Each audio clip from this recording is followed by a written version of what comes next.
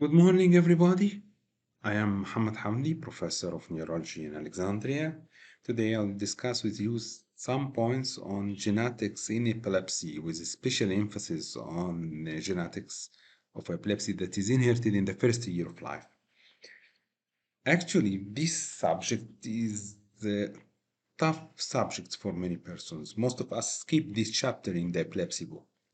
But let us handle it today in a very simplified and practical way that give us an impact on our clinical practice. We have two types of inheritance. Mendelian, well known to everyone with the two alleles, one from each parent, and non-Mendelian, which comprises multiple other forms, including extranuclear inheritance like mitochondrial cytopathies. But before talking about genetics, let me highlight one important concept. Inheritance doesn't mean literally genetics, because we have some de novo mutations that are not inherited. We can classify broadly genetics into mutations that occur in a single or multiple genes or genetic risks. Let me explain this in more details in the following slides. Starting with the monogenic mutation. Some people get the impression that monogenic mutation is a single mutation in a single gene. But actually, the term implies single or even multiple mutations in the same gene. However, multiple mutations doesn't mean more symptoms to appear. It depends on the function disturbed by the mutation, whether single or multiple. One example of the monogenic epilepsy is mutation in gene code KCNQ2. This gene code for certain proteins is essential for the normal function of the potassium channels. Some mutations in this gene will produce Dravet syndrome, while others will give benign familial neonatal convulsions. Detecting this mutated gene during genetic testing is an accurate predictor of the disease. De novo mutations are more common than hereditable monogenic epilepsies. So, negative family history of the disease is very common.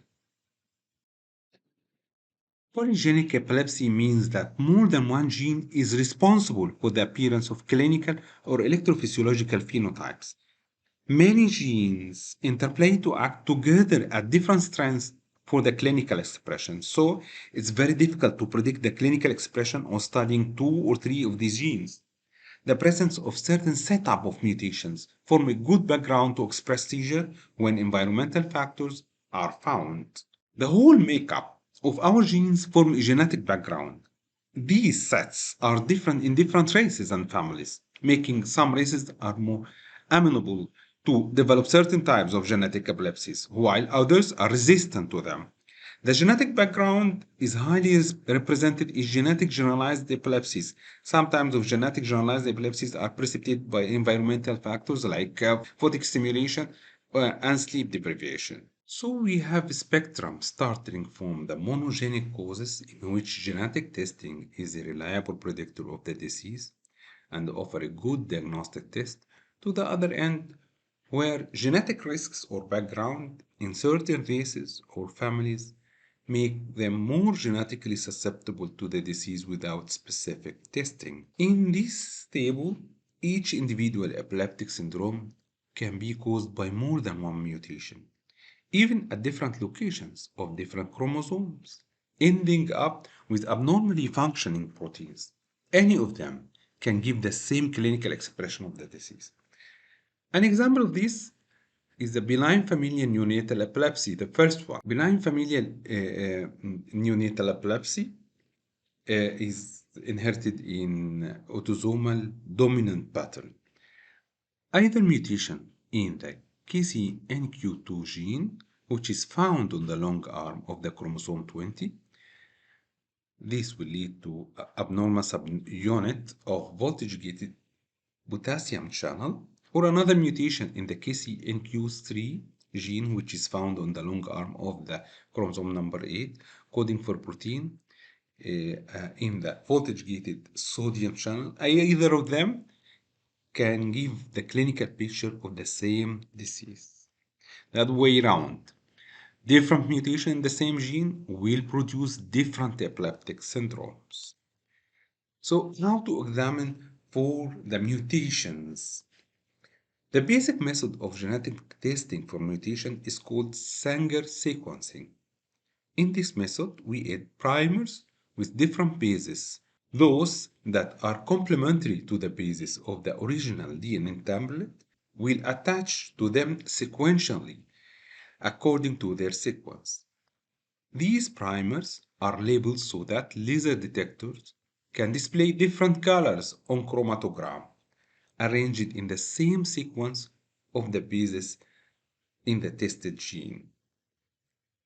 New technology allowed us in the last 20 years to use new generation of probes that are arranged in different sequences that can detect a huge number of bases of the template simultaneously.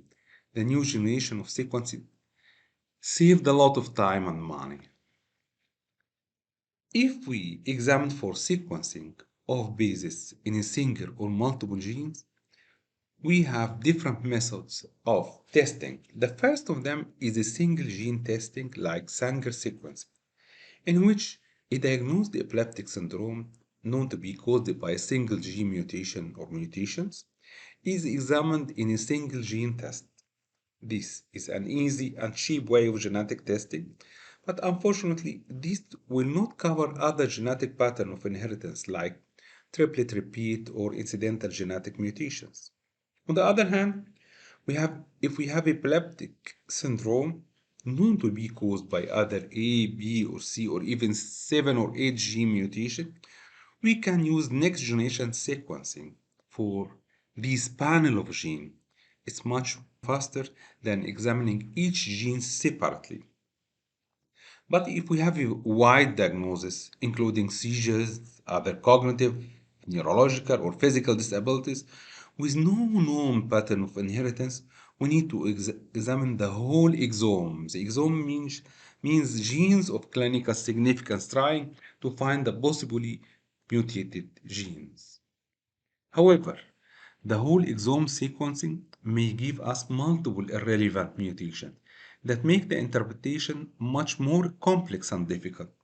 Even more after detecting these accused mutated genes, we need to confirm these data by the basic Sanger sequencing again. So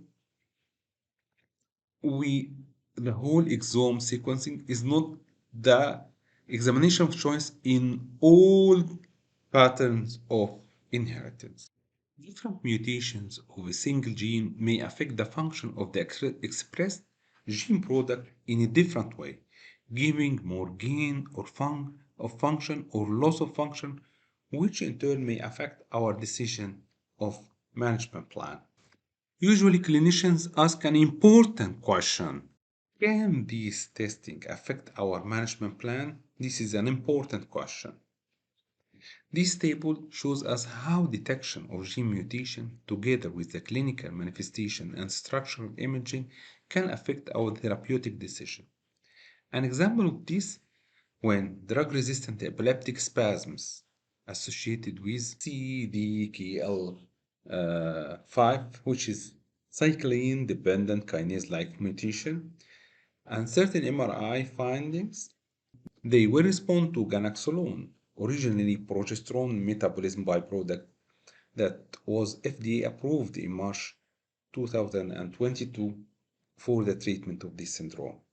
In addition to the traditional anti, this list extends to include the famous example of tuberous sclerosis, where the mTOR inhibitor play an important role in the management of this disease in the last decade. This algorithm seems to be complicated by actually it depends on the ideas described before.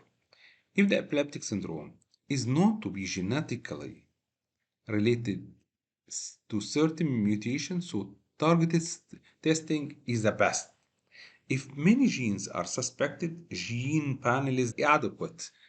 When the diagnosis is not accurate or very high number of genes are suspected, whole exomes or even whole genome sequencing will be a good option.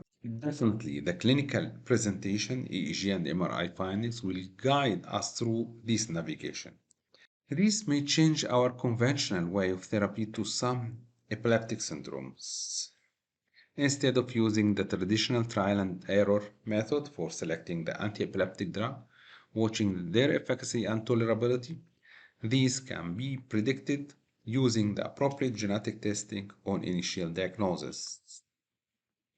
New hope coming from the sky of antisense oligonucleotide modulation, similar to those used in spinal muscle atrophy. Although very early in its development, this technique will not prevent seizure only, but also will modulate the course of associated developmental problems and comorbidity. Current trials are ongoing for two types of sodium channel mutation. Unfortunately, to the moment, many of the famous epileptic syndrome, classic generalized epilepsy, has no definite pattern of genetic testing due to the limited study on them, making this point a hopeful research point. Thank you very much for attentive listening.